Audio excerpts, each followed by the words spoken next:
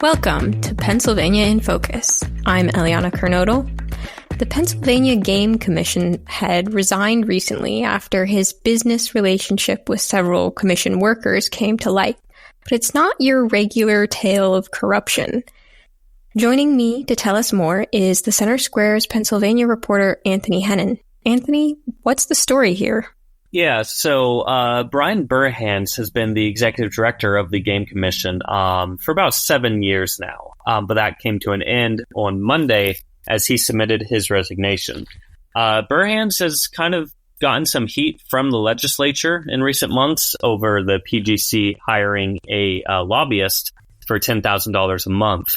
This was the first time any agency had done so since about 2007, and so a lot of legislators were upset about that, as well as potentially Burhans setting up a consulting job, basically having a personal business on the side that could conflict with his job responsibilities. So Burhans said that there's no business right now, he's not doing any work for that. But what seemed to do it was the board found out that Burhans had a business relationship with several employees and received income through that relationship, as they announced in a press release this week. The PGC's spokesman, Travis Lau, clarified that he was a wellness coach through Octavia, which is a health and wellness community that pairs a diet program with coaches to assist people going through. So announcing this, Commissioner Scott.Foradora, who's president of the board, said they became aware of circumstances beyond job performance that caused us to raise questions about whether a change in leadership would be appropriate. They stressed that this was not an ethical violation or anything, but it did raise some concerns for them, and that seems to be the last straw here. So Burhans is out, and now we're looking at Stephen Smith taking over as executive director, who's been the deputy executive director since February and has been with the PGC since 2008. And what about the employees who had him as a wellness coach? What's the story with them? Yeah, that's not yet clear. Again, spokesman Travis Lau said that it was undetermined whether the employees would face any disciplinary action. They're bringing in a third-party review for their employment policies, so they're not quite sure yet what the result will be.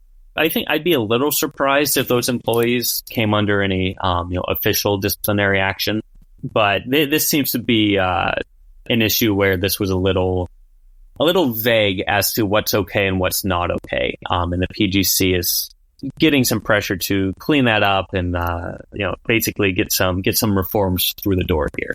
And you mentioned already some of the ongoing concerns that people have had with the Game Commission, and some are seeing this as an opportunity for wider change in the commission. I guess, what are some of those concerns and what are they hoping to do about it? Yeah, so I spoke with a few legislators who've been critical of the PGC during this year's legislative budget hearings and all that. Senator Chris Dush, who's out of Brookville, he said there's been some issues with the Game Commission's management. He said, without knowing the whole story, I'm not able to comment directly, but I don't anticipate this being the end of the discussion. Kristen Phillips Hill, who's also been critical of the PGC, and she's out of York County, she's saying she's seen a significant contrast by how our two key sportsman agencies are run. The Fish and Boat Commission, which is responsible, respectful, and reactive to the anglers and boaters they support, and the Game Commission, which has spent hunting fees in ways that are unfathomable, like hiring outside lobbyists. I hope this move is the start of many overdue reforms at the Game Commission. So I think this is, Burhans may be out, but this is not the end of more pressure on the Game Commission to get its house in order and respond to some of these outside concerns. Well, Anthony, thank you for your insights on this story. Listeners can keep up with this story and more at thecentersquare.com.